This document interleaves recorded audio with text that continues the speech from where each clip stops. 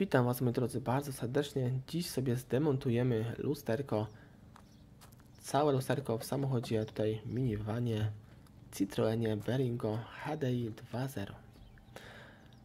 I żeby takie lusterko tutaj zdemontować, to musimy tutaj, widzicie, wyciągamy sobie gumę, która właściwie możemy kierować sobie lusterkiem na wszystkie strony.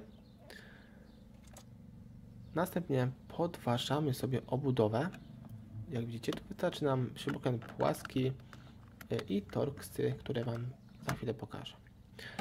Wyciągamy sobie obudowę plastikową. Widzimy, są dwa zatrzepy. Jeden jest tutaj klinuje nam, a drugi zwyczajnie tak podtrzymuje ten klin.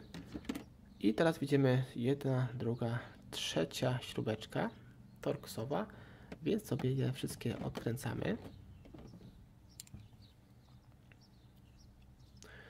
I pokażę Wam, jakiego torksa używam. W moim przypadku jest taki torks.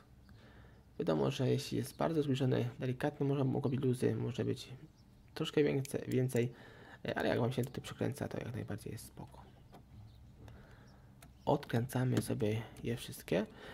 I jeśli chodzi o samą wymianę tego lusterka w samochodzie tutaj osobowym Citroen Berlingo, jest bardzo proste. Naprawdę jest tak proste, że nawet nie wiedziałem, że to takie proste.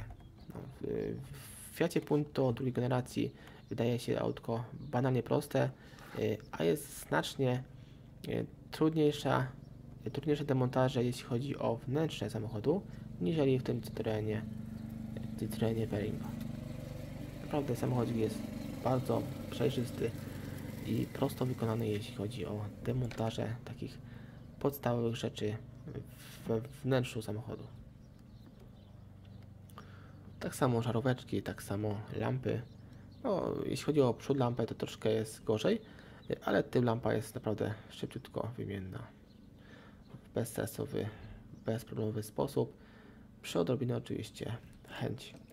Wiadomo, że jeśli ktoś nie ma w ogóle chęci do takiej naprawy, do takiego demontażu, to choćby nawet miał wszystkie narzędzia tutaj super zaawansowane, to nie może się udać zwyczajnie.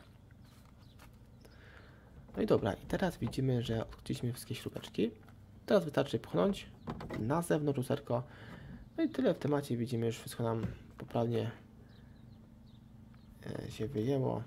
I teraz oczywiście możemy sobie już wymienić, wstawić nowe, całe, niepęknięte lusterko, nieuszkodzone. Wiadomo, że te lusterka w tych samochodach mogą ulegać uszkodzeniu, z tego względu, że są dość duże i łatwo o coś zahaczyć. I to wszystko, moi drodzy. Cześć.